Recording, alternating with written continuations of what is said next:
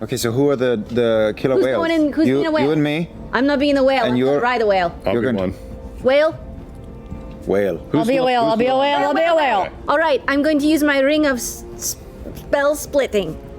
And Okay. I'm going to cast polymorph on both Yasha and Ford and turn them both into killer whales. Okay. As so, we leap off the Yeah, So- I'd like to jump off. both you and Ford kind of look at each other, nod, and then go into a sprint and a dive off And the edge as of they the ship. dive, I'm gonna cast it out. In mid-arc, they both balloon out into massive black and white orcas before crashing into the icy waters below, of which orcas are quite familiar with. You are unaffected by the cold temperatures of the ocean below you. I grab a rope and shove it in my mouth, and I run to the side and turn into an orange and white killer whale like a Fanta mascot and go. I'm gonna grab one of the ropes as he jumps, and I'm gonna jump in after him. Okay. I run and I grab one of the ropes from the rigging and I throw it around Yasha as she transforms. I guess we're doing this. Veth, get on my back! I don't want to go out there. I grab Veth as I fly over the edge. Okay. Oh no! All right. Is that a small iceberg in front of us both, shaped like a ramp? Oh no! I think it is! Hold on tight! Whoa! Make an acrobatics check for me. Barrel roll, okay. Do a barrel roll. I make sure to swim a little bit to like. Okay. Help give a little rush to you got it. You got it. You know. 20. 20. As you get skid off to the side, the water spraying up a bit. You manage to just find the incline of this one slightly akimbo ice shelf, and you go leaping at a full angle and land, doing a complete barrel roll off the edge of the ice and catch it there, still holding onto Veth. Officially, Totally tubular. officially jumping the shark. Critical roll. I let out a whale, or whatever I do. That's a dolphin. What does your killer whale sound like? Oh no! That Like a baby grizzly. Oh. All right. So you did give a few rounds to this. You do rush past and see a couple of shapes for a moment, but you see them as just a small cluster of seals that just kind of dart away from you as fast as they can at your arrival. Going into The seal sound, Ashley. Wait, what a seal.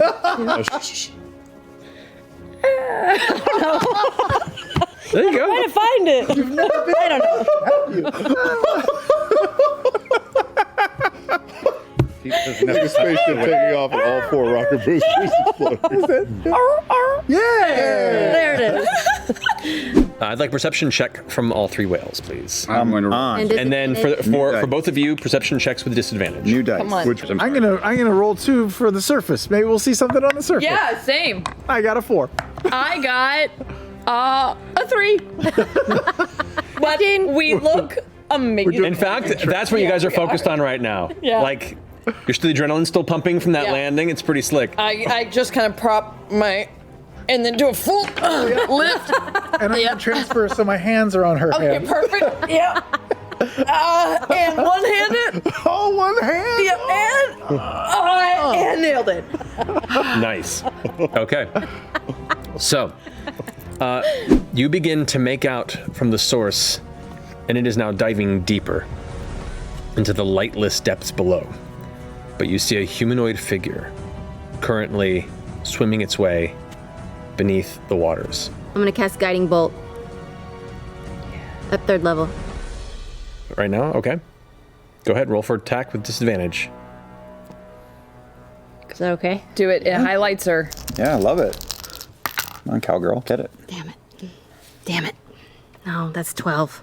12 misses, unfortunately. Zoof, it streaks by, but you all watch as this bead of bright light, like a firing flare of divine energy, just streaks into the depths below. And as it does for a split second, you see the darkened, shadowed outline of what you assume is Ivantika, ducking out, like dodging out of the way, looking over and seeing this rapidly gaining pod of whales and the hitchhikers that currently clutch to the ropes, making their way, bearing down upon her. You missed, but that's a fucking great visual. Yeah, it really is.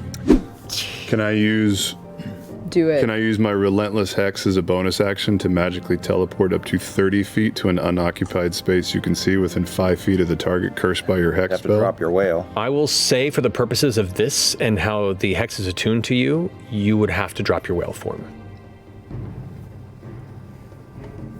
You don't have any hitchhikers. You don't have any hitchhikers? Yeah, you're an underwater dude. It's kind of cool.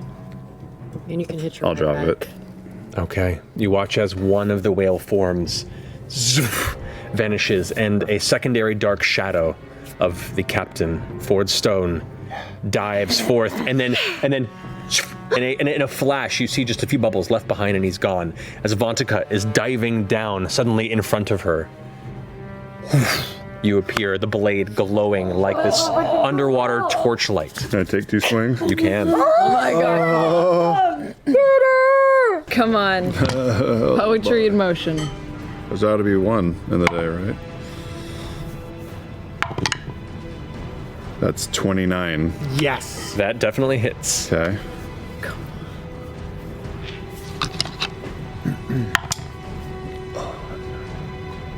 That's 13 points. 13 points of damage. Second one. Second strike. This is just regular, right? Yes. Yeah, No advantage. this is regular strike. Advantage is gonna. It's 28. 28 hits again. I'm going to pump a Divine Smite into this. Yes, you will. Yeah. That's right, because you still have Yes, paladin will. spell levels. This one. Do it. 14 plus 2d8. 3d8 because she is undead. She is undead. Fuck! What did I say? 14. What was the first one? 14 points? Yeah.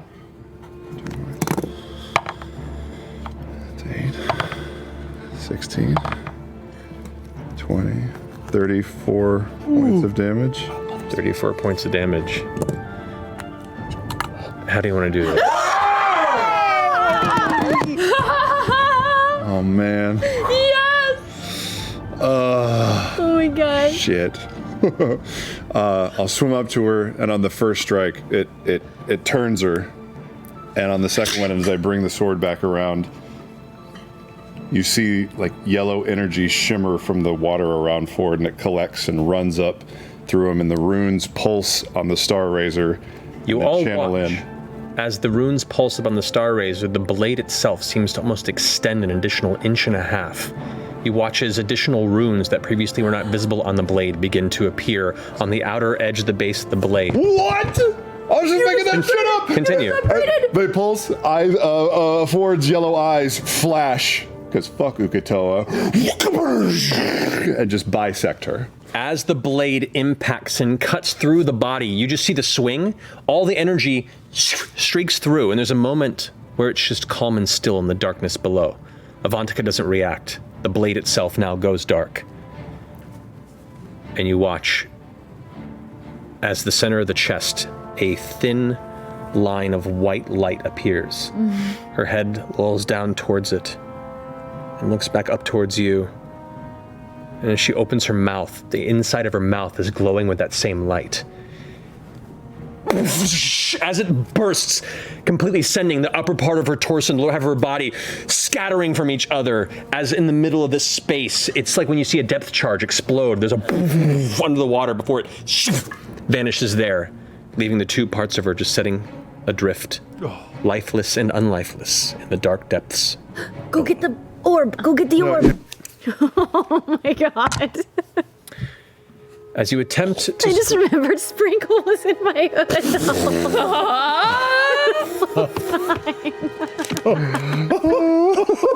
I feel like Sprinkle was back in the boat the whole time. I don't think. Did we say he was on the boat? I think so. Maybe at the last second you just hucked him back on deck.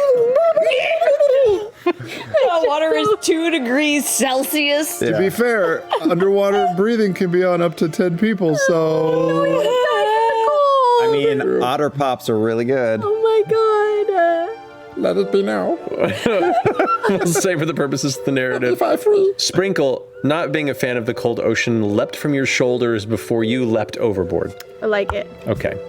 Never return. So, in concentrating and sitting below decks, setting up your ritual to reach out to the whereabouts of Malimok and focusing the traveler comes, or tagging, kind of taking your hands. Sitting in the corner going, the whole time You're just like, You focus for a moment.